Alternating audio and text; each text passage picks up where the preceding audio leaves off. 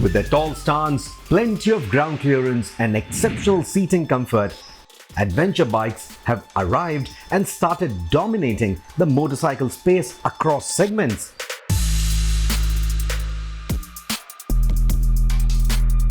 So much so that if Napoleon were alive today, he would certainly want to learn a thing or two about domination from adventure motorcycles.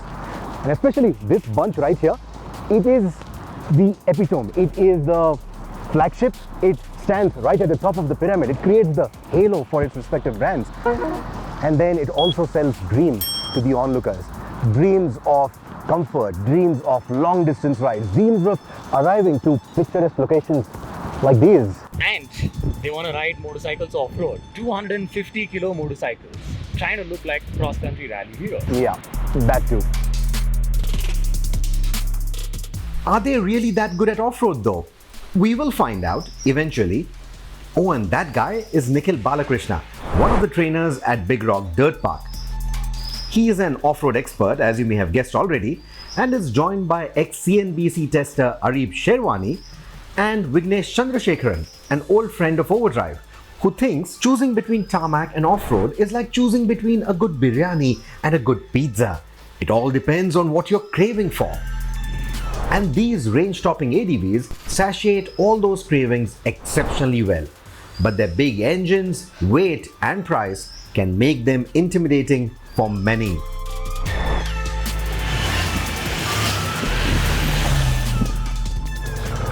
Not everyone who buys these motorcycles will go to the trails.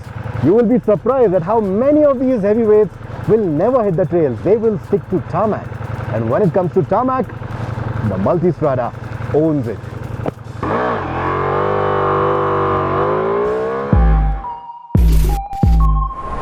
It's 1158 cc's of V4 goodness, coming from an engine that is aptly named Gran Turismo.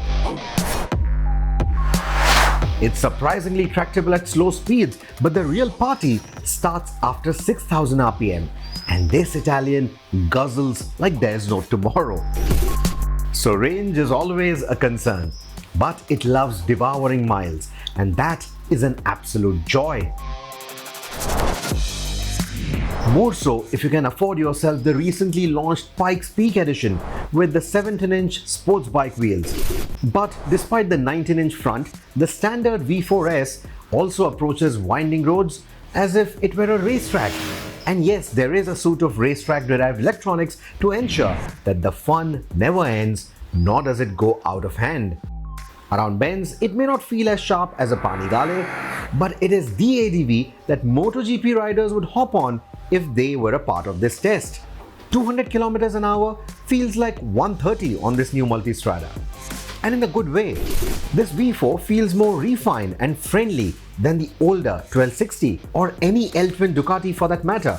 That said, it isn't subdued. The Multistrada is easily the sharpest looking motorcycle that we've brought to this terrain at the moment.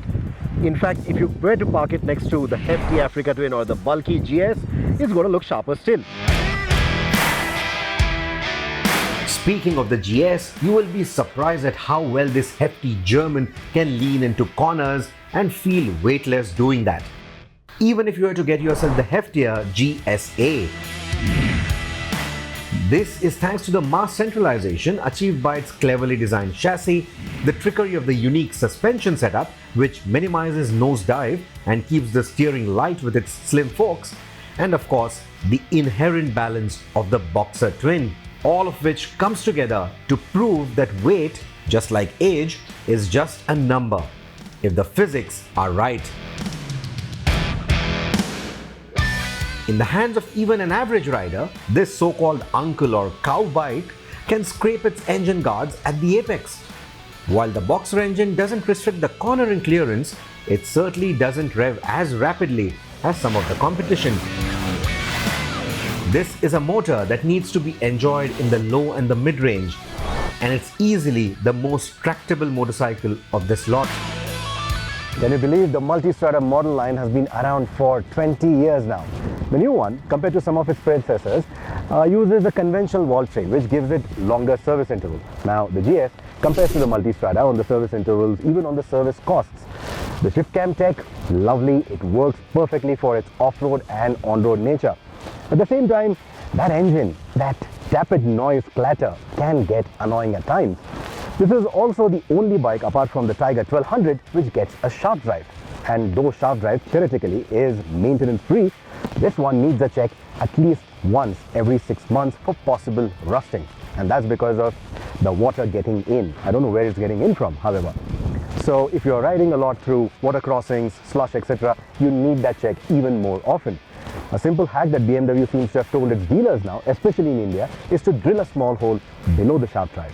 I don't know if it works, but that is certainly a matter of worry. But the merits of the shaft drive far outweigh the more frequent maintenance demanded by the chain mechanism, especially for such long-distance machines. While the Multistrada has cylinder deactivation to save fuel and emissions at low speeds, BMW has shift cam to balance emissions and power delivery across the range, and the new 1250 shift cam tech seems better than the one that was originally introduced in 2019. A new 1300 GS is expected next year, or maybe even this EICMA, and that will take these learnings further. Not belonging to the European Union, but slotting right in between the German and the Italian is the Brit, the Tiger 1200, the newest kid on the block. A neutral rider will find the nosedive of the Tiger 1200 to be alarming at times. Add to it the extremely sharp braking, which can make things unnerving for some, and it makes me wonder if the Tiger even needs this level of sharp braking. But spend some time and you realize that the Tiger 1200 is surprisingly good around the bends, and the pronounced nosedive I spoke about is because of the off-road focused Rally Pro variant that you see here, which has a really long suspension travel. If you're not looking to ever hit the trails or the dunes, you can save a few and get the road-focused Tiger 1200 GT instead. Compared to the old Tiger 1200 or the Africa Twin that we brought to this region a few years back, the new ones feel like they have reversed the roles of their predecessors. This time, the Tiger 1200 is the one that feels wild and light and agile, and it's the Africa Twin that feels like the heftier one. That is because this is the adventure sport variant with the big 24-litre fuel tank. It feels more top-heavy than the Tiger when running a full tank. But that is the only downside. The engine continues to be a gem. It's also offered with a manual transmission now, and the chassis geometry, though comfort biased, makes the bike nimble around the bends, and the skinny tires ensure easy steering manners. The suspension feels squishy around the bends though, and the ATAS is the only one here that does not get electronically adjustable dampers. And it quickly shows how much of a disadvantage that is over the others if you don't know how to set up the suspension manually.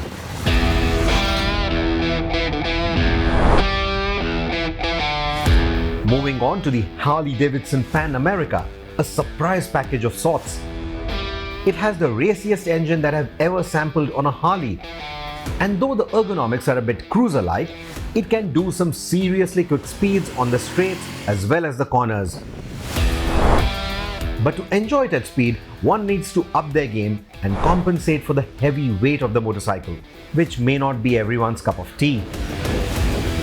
The Pan America is best enjoyed out on the highway. All of Harley Davidson's cruiser learnings shine through on this motorcycle, making it a nice, comfortable, laid-back mile muncher. Laid back in terms of the ergonomics, but that engine is one punchy motor. I really like it.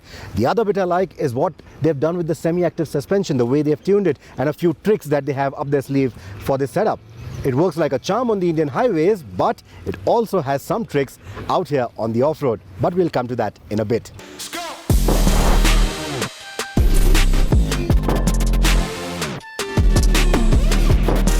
Speaking of the highway, the Multistrada offers the best balance of speed and ride quality, even if you are riding with a pillion and luggage. The lower seating doesn't really give you a very commanding view of the road, but it leaves no room for complaint while munching miles at that speed. The Africa Twin offers the better seating comfort than its predecessor, but it doesn't quite match up to the comfort levels of the competition. More so with the Tiger 1200 around, which has superb seating ergonomics and excellent highway cruising capabilities, even on this off-roader Rally Pro. I so wish though that every motorcycle here had Apple CarPlay like the Honda. Once you use it, you will know it makes navigation easy and improves the quality of road tripping life. And on that note, the Tiger 1200's dash is a big improvement over other Triumph instrumentation systems. The Harley's dash is big too, but the tiny fonts are difficult to read on the go, and the whole dash hides from plain sight if you install a tank bag of any kind, even if it's compact and sporty like the one that you see here from GIVI. The display from Ducati is the most feature-rich, and like the bike, this too is inspired from the sports bike world. But these are adventure tourers after all, and the GS does the best job of displaying all the info conveniently. Despite the gruff engine note of the GS, at the end of a long day like this, a long day in the saddle, it instantly tells you, it reminds you that this is the best balance of superior seating comfort, superior weather protection, better luggage carrying capacity as well. Out of the box, yes, and if you go with more purpose-built equipment, like the stuff that we have from GIVI, the windscreen or the 3-box panniers, etc., even then, it just enhances the experience. It doesn't really lose out on anything, and that's the beauty of the kind of balance this motorcycle offers. Our luggage systems came from GIVI, and we chose different gear for each bike. The Torquay GS was given the 58-litre Trekker Outback top box to carry all backup tools, air compressor and flask, stove, etc. Basically supplies for our coffee breaks. Soft panniers took the rider's luggage in their removable inner bags, while the robust outer bags could be left on the bike at all times. The Honda and the Harley chose hard luggage options to complete the look. The Dolomiti metal cases on the ATAS and the versatile yet light Trekker cases on the PanAm to compensate for its already heavy construction. The Tiger 1200, being so new, did not allow GIVI enough time to send us specific mounts required for these luggage systems on the Triumph, and we didn't want to slow down the Ducati by adding too many boxes on it. So these two motorcycles were equipped with lightweight and waterproof duffel bags that were bungeed on their tails. All the bikes were also equipped with the aforementioned tank bags, which come with a mounting mechanism specific to each bike's tank ring. So as we exchanged bikes, we could simply move these tank bags from one bike to another in a matter of seconds. All the motorcycles you see here have their own proprietary luggage systems as well. But what we've done is we've gone with the more conventional options from GIVI. The reason for that is this actually works out better. Unless you're going to keep the motorcycle for eons and eons and you only want to stick to the manufacturer's luggage. Usually how it works is if you're upgrading or moving from one motorcycle to the other, or even going world touring and you just want to maybe rent a motorcycle somewhere, these kind of luggage systems come in handy because it is the same form factor. All you need is different mounts, and that's the reason why we've gone with these particular luggage systems. Now these include everything from hard panniers to soft panniers, tank bags, etc. All the bikes were equipped with the quad-lock phone mounts and also came with vibration dampers for our fancy phones with optical image stabilization. So in case we raced away from each other, mapping to the camera crew's location was always easy. What made the ride easier still were the large GIVI windscreens on the Harley and the BMW, which were a boon during the colder or the wet parts of the ride. So were the heated grips on some of the motorcycles. Barring the Africa Twin, the windscreens on all these bikes are adjustable. The BMW's windscreen has the highest levels of adjustment and also the easiest mechanism, followed by the Ducati, the Triumph and the Harley. All this is good, but now can we remove all of the luggage, keep the protective parts on and go off-roading? Well, the world is your playground, my friend. Go ahead, go for it.